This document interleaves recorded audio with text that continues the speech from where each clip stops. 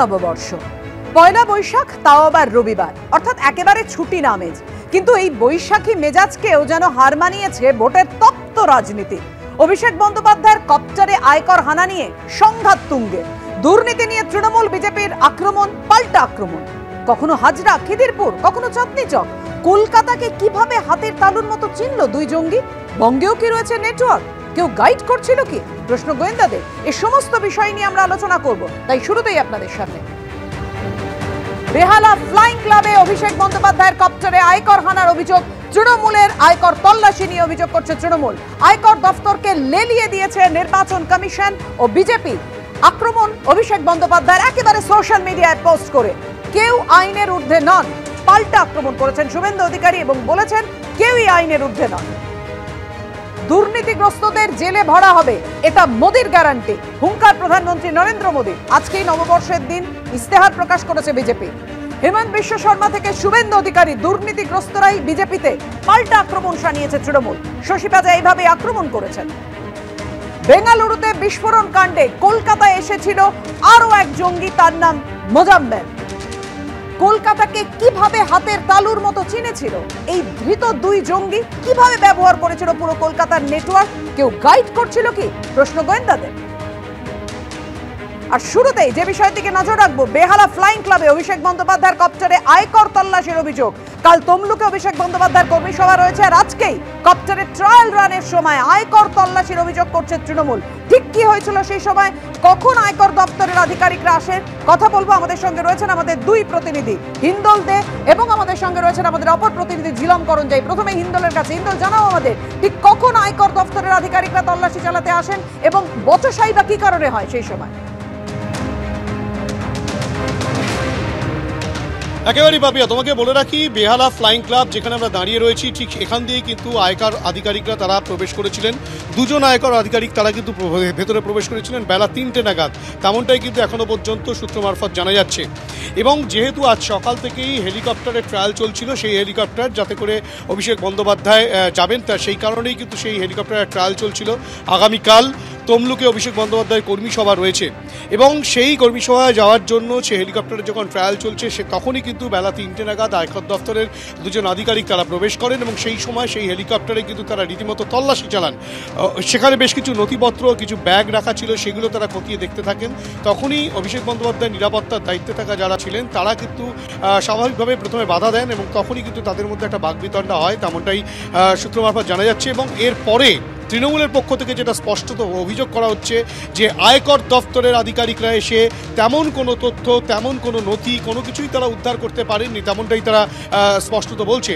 এবং শুধু তাই নয়, এখনও পর্যন্ত নির্বাচন কমিশনের একজন আধিকারিক তিনি কিন্তু ভেতরে রয়েছেন, তেমনটাও কিন্তু জানা যাচ্ছে। বাইরে দেখাতে বলল ক্যামেরা পার্সন সন্দীপন গুপ্তকে, এই বেহালা ফ্লাইং ক্লাবের বিভিন্ন জায়গায় কিন্তু পুলিশ মোতায়েন রয়েছে, কলকাতা পুলিশের একাধিক পুলিশ অফিসার, তা পুলিশ কর্মী তারা কিন্তু রয়েছেন।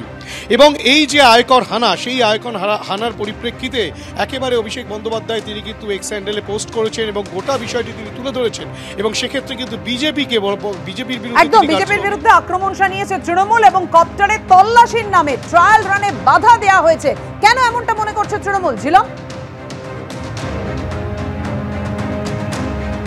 একদমই যেটা তোমাকে হিন্দল বলছিল সেই ব্যাপারটাই আবার বলবো, যে আজকে আমরা যেখানে রয়েছি বেহালা ফ্লাইং ক্লাবের ঠিক পাশেই রয়েছি এবং দেখতে পাচ্ছ এই সেই বেহালা ফ্লাইং ক্লাবের এই যে হ্যাঙ্গার, বাঁ দিকে যে দৃশ্যটা দেখা যাচ্ছে লাল সাদা, সেটাই সেই হ্যাঙ্গার। সেই হ্যাঙ্গারেই চপারগুলো রাখা থাকে এবং অভিষেক বন্দ্যোপাধ্যায় সোশ্যাল মিডিয়ায় যেটা পোস্ট করেছেন তার স্পষ্ট বক্তব্য যে ইলেকশন কমিশন এবং বিজেপি এক হাতে দুজনে হাত মিলিয়ে তাকে যে হেনস্থা করার জন্য এই পদক্ষেপ করছেন এবং একই সঙ্গে তাকে পাঠিয়েছেন মিনিয়ন্স অফ আইটি ডিপার্টমেন্ট বলেছেন, অর্থাৎ ইনকাম ট্যাক্স ডিপার্টমেন্টের ভৃত্যরা তাদের এসছে, এরকম একটা বিষয় বলেছেন। এবং তিনি এটাও দাবি করেছেন সোশ্যাল মিডিয়ায় যে সেখান থেকে কিছু পাওয়া যায়নি। যে দৃশ্যটা দেখতে পাচ্ছ আমার সহকর্মী দেখাচ্ছে, যে আমার সহকর্মী সুমন হালদার দেখাচ্ছে, এই সেই বেহালা ফ্লাইং ক্লাবের যে হ্যাঙ্গার, সেই হ্যাঙ্গারের ভেতরেই চপার রয়েছে। সেই চপারকে কেন্দ্র করেই যত বিতর্ক। এই বিতর্কর মূল বিষয় হচ্ছে যে এই চপারে তারা আইটি ডিপার্টমেন্টের যারা আধিকারিক তারা আসেন এবং এসে তারা তথ্য ঘাটার চেষ্টা করেন। একই সঙ্গে যেটা আমরা জানতে পেরেছি, ইলেকশন কমিশনের ফ্লাইং স্কোয়াডের একটা টিম এসছেন, একজন আধিকারিক ভেতরে আছেন, আরও কয়েকজন আধিকারিক তারা আসবেন। তবে এখনও ইলেকশন কমিশন থেকে এই বিষয়ে কোনো বক্তব্য পাওয়া যায়নি এবং সেই আধিকারিক যেমন ভেতরে রয়েছেন, পর্ণশ্রী থানা থেকেও পুলিশ আধিকারিকরা রয়েছেন এবং এই পুরো এলাকাটায় যথেষ্ট একটা এই বিষয় নিয়ে কৌতূহল তৈরি হয়েছে। তবে যে আধিকারিকরা ভেতরে গিয়েছেন, পর্ণশ্রী থানার যে আধিকারিকরা ভেতরে আছেন, তারা প্রত্যেকেই কিন্তু এখনও বেরোননি। কী কাজকর্ম চলছে সে নিয়ে স্পষ্ট কোনো ইঙ্গিত না পাওয়া গেলেও এই যে দৃশ্য দেখতে পাচ্ছ, আমার সহকর্মী সুমন হালদার দেখাচ্ছে, ঠিক এই যে লাল সাদা যে বিল্ডিংটা, এটাই হচ্ছে হ্যাঙ্গার। এই হ্যাঙ্গারের ভেতরেই সেই চপার আছে, যেই চপারে তল্লাশিকে কেন্দ্র করে। সঙ্গে থাকো, আমরা এই মুহূর্তে দেখাবো অভিষেক বন্দ্যোপাধ্যায় নববর্ষের দিন এই মুহূর্তে কালীঘাটে পৌঁছেছেন পুজো দেওয়ার জন্য। পুজো দিতে কালীঘাটে অভিষেক বন্দ্যোপাধ্যায়।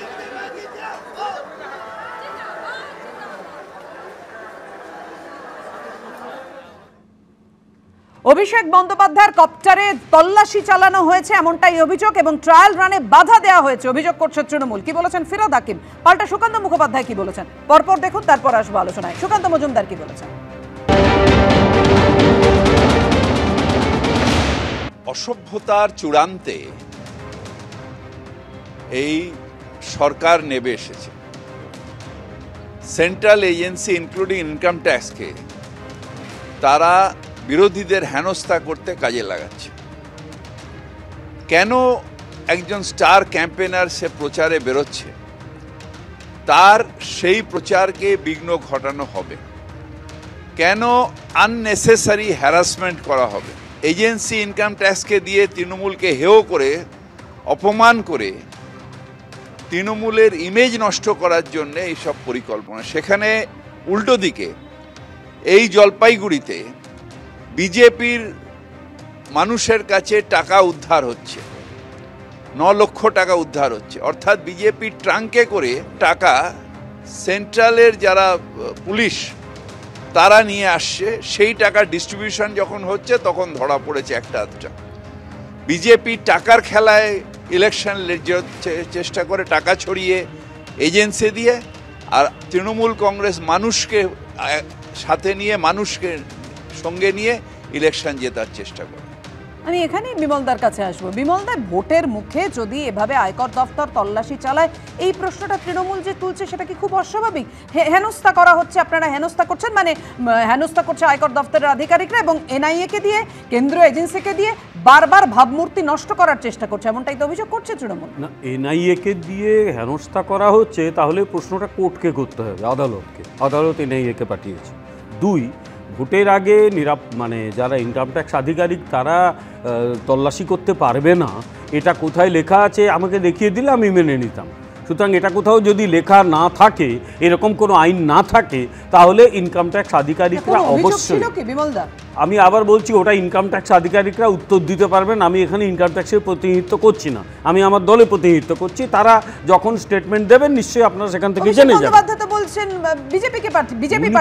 উনি তার সঙ্গে আরেকটা কথা বলেছেন তো, ওনারা নির্বাচন কমিশন পাঠিয়েছেন। আপনি ভালো করে ভেবে দেখুন যে এরা কমিশন ও বিজেপি একদম, আরে আমাদের তো গালিগালাজ না করলো, আমরা শুনতে অভ্যস্ত। ওরা আমাদের গালিগালাজ করবে না তো কারা করবে? কারণ যারা চোর তারা উল্টা চোর কতওয়ালকে ডাঁটে, সেটা আমরা ধরে নিয়েছি। নির্বাচন কমিশনের মতো একটা সাংবিধানিক সংস্থাকে এই ধরনের কাজের, মানে এই ধরনের নোংরা কথাবার্তা বলা হচ্ছে নির্বাচন কমিশনকে, বোঝাই যাচ্ছে যে এই দলটার মানে রাজনৈতিক ব্যবস্থা, সংবিধান, কারোর প্রতি কোনো রকম এদের মমত্ববোধ নেই, কোনো রকম শ্রদ্ধা নেই। আর লাস্ট একটা কথা বলে পাপিয়া শেষ করব। আসবো যে তমলুকে কালকে অভিষেক বন্দ্যোপাধ্যায়ের কর্মী সভা রয়েছে, তার আগে এই কপ্টারে তল্লাশির নামে ট্রায়াল রানে বাধা দেওয়া হয়েছে অভিযোগ করছে তৃণমূল। একটা লাইন বলি, একটা লাইন আমি বলে দিই যে আমরা তমলুক গেলে ইউজুয়ালি গাড়িতে যাই, এরা নতুন যুগের জমিদাররা তো, এদের এখন হেলিকপ্টার লাগে। 2 দিন পরে গাড়িতে যেতে হবে তো সাইকেলে করে, এখন হেলিকপ্টার চড়ে নি, আমরা বারণ করি। হয়েছে বিজেপির নেত্রী জলপাইগুড়িতে হাতে নাতে 9,05,000 টাকা নিয়ে ধরা পড়েছে। আপনারাই খবর দেখাচ্ছেন, টাকা নিয়ে ধরা পড়লো বিজেপির নেত্রী। আর অভিষেক ব্যানার্জির সেখানে এসপিকে ট্রান্সফারের জন্য দাবি করেছে নির্বাচন কমিশনের, যেখানে জিতেন তেয়ারি খাম নিয়ে গেছিলেন, যে ভিজিটার্স বুক এবং সিসিটিভি কাভারেজ দেখানো হয়েছে, সেখানে উল্টে এখানে কপ্টারে করা হলো। এটা একেবারে পাল্টা হিসাবে এই ধরনের ঘটনা ঘটাচ্ছে, যাতে নির্বাচনের আগে কেন্দ্রীয় এজেন্সিগুলোকে তার পলিটিক্যাল মাস্টার হিসেবে বিজেপি যে ব্যবহার করছে বিরোধী রাজনৈতিক দলকে হেনস্থা করার জন্য, এটা হলো জ্বলন্ত একটা প্রমাণ। প্রতিটা ব্যাগ সার্চ করা হয়েছে, কিচ্ছু পাওয়া যায়নি, তারপরেও এটা করেছে। তাহলে তো আপনাদের ভাবমূর্তি নষ্ট হয়নি?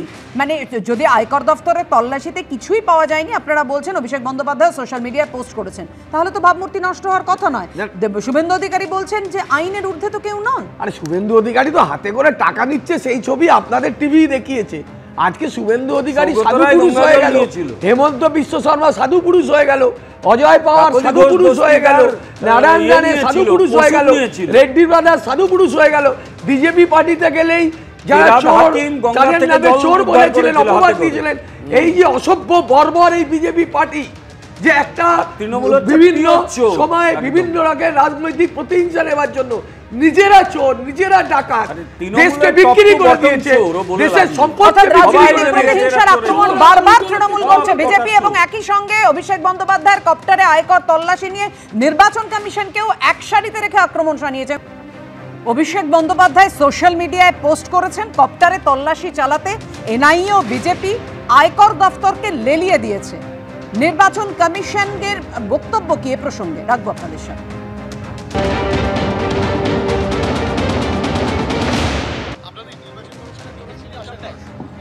আমাদের ডাকা হয়েছিল, তাই আমরা এসেছি। আমাদের এআরও তরফ থেকে অ্যাসিস্ট্যান্ট রিটার্নিং অফিসার আমাদের বলা হয়েছিল এখানটা একটু যেতে দরকার আছে। না, এগুলো আপনাদের সঙ্গে শেয়ার করা যাবে না, সেটা আয়কর দপ্তর জান। না, আমরা কোনো অ্যাটেন্ড নিই, ওটা আমি বলতে পারবো না। আমরা কিছু দেখিনি, আমরা কিছু পাইনি। আয়কর দপ্তর ইলেকশন কমিশনে, আমরা ইলেকশন কমিশনে আছি, সেই রকম আমরা এআরও আমাদের অর্ডার দিয়েছেন এখানে আসতে, আমরা এসেছি। না, কিছু বলা হয়নি, কিছু বলা হয়নি। আমরা দেখতে এসেছিলাম কোনো সার্চ হচ্ছে কিনা, যদি হয় তো আমরা রিপোর্ট করতাম। আমাদের সামনে হয়নি, আমাদের সামনে হয়নি, কিছু পাইনি। হ্যাঁ, ইনকাম ট্যাক্স চলে গেছে, এটাও বলতে পারবো না। না, ওটাও আমি বলতে পারবো না। হেলিকপ্টার একটা আছে দেখলাম ভাই। অর্থাৎ শুনলেন নির্বাচন কমিশনের এক আধিকারিক একেবারে স্পষ্ট করে বললেন যে নির্দেশ ছিল তাই এসেছি। আমি দেবাশিসদার কাছে আসবো। দেবাশিসদা, এনআইএ ডিজি এসপিকে অপসারণের পরিবর্তে নির্বাচন কমিশন ও বিজেপি আমার হেলিকপ্টারে তল্লাশি চালাতে আয়কর দফতরকে লেলিয়ে দিয়েছে, পরিষ্কার আজকে সোশ্যাল মিডিয়ায় পোস্ট করেছেন অভিষেক বন্দ্যোপাধ্যায়। আপনারা অভিযোগ করেছেন হেমন্ত বিশ্ব শর্মা থেকে শুরু করে অরবিন্দ কেজরিওয়ালকে গ্রেফতারির প্রসঙ্গে, অর্থাৎ কেন্দ্রীয় এজেন্সিকে বারবার হাতিয়ার হিসেবে ব্যবহার করছে বিজেপি। এক্ষেত্রে কি পাশে থাকবেন? না, রাজনীতির উপাদানগুলো নিয়েই হচ্ছে মূল লড়াই। দেখো, ইলেকট্রাল বন্ড একটা রাজনীতির মূল বিষয় হয়ে গেছে। তার মানে কি, সেটা গত কয়েকদিন ধরে এই দেশ রাজ্যের লোক আলোচনা করছে। এর সাথে যুক্ত হয়ে গেছে, এগুলো সব একটার সাথে একটা সম্পর্কিত। এর সাথে যুক্ত হয়ে গেছে কপ্টার রাজনীতির যে লাক্সারি কোনো পলিটিক্যাল পার্টি অ্যাফোর্ড করতে পারে, সেটা আমাদের রাজ্যে আমরা দেখতে পাচ্ছি। একটা রিজিওনাল স্তরের কোনো রাজনৈতিক দল যে অ্যাফোর্ড করতে পারে, সেটা আমরা আমাদের রাজ্যে দেখতে পাচ্ছি। আমরা জাতীয় স্তরে কিছু জাতীয় স্তরের রাজনীতি দলের কোনো নেতা নেত্রীর ক্ষেত্রে এটা দেখতাম। তা ইলেকট্রাল বন্ড, কপ্টার রাজনীতি, এগুলো দুর্নীতির মধ্যে কে বড় কে ছোট, কে রাজ্য স্তরে কনসেন্ট্রেটেড ফর্মে কোনো একটি ক্ষেত্র বাদ না দিয়ে গত 12-13 বছর ধরে এই রাজ্যে কত ধরনের দুর্নীতি করা যায় দেখাচ্ছে। আবার একই রকমভাবে সর্বভারতীয় স্তরে ভারতীয় জনতা পার্টির প্রভাবে পরিচালিত রাষ্ট্র ব্যবস্থাগুলো কত ধরনের দুর্নীতির ম্যাক্রো আকার, বড় আকার দেখা যায় সেটা দেখাচ্ছে। ফলে রাজ্য স্তরের দুর্নীতি তখন জাতীয় স্তরের দুর্নীতিকে আক্রমণ করছে। এটা একটা কলুষিত, মানুষ বিচ্যুত, মানুষের কল্যাণ, মানুষের বেঁচে থাকার লড়াই, জীবন জীবিকার লড়াই, শিক্ষিত যুবশক্তির চাকরি পাওয়ার লড়াই, পড়াশোনার লড়াই, চাষির ফসলের দাম পাওয়ার লড়াই একটার সাথে সম্পর্কিত নেই। একটা রাজনীতির চর্চার কেন্দ্রে চলে যাচ্ছে বড় দুর্নীতি, ছোট দুর্নীতি। এখানে শেষ করছে এই কথাটা বলে দেখো এই দুর্নীতি নিয়ে হয়তো পরের পর্যায়ে আলোচনা হবে আজকে সন্ধ্যাতেই। এই দুর্নীতি নিয়ে একটা অদ্ভুত অভিজ্ঞতা, সে অভিজ্ঞতা হচ্ছে এটা ম্যানেজমেন্ট, যেখানে কিন্তু দুটো রাজনৈতিক দলের একটা বাইনারি তৈরি করার চেষ্টা। কেন বলছি জানো, এই যে ইনকাম ট্যাক্স আছে, আমি বিমলদার সাথে একটা জায়গায় আপনি যে প্রশ্নটা উস্কে দিলেন যে এই কপ্টার ব্যবহার করা ভোটের সময়, এই যে বিলাসিতা, সেটাকে ঢাকতে কি এই তল্লাশি সংঘাত?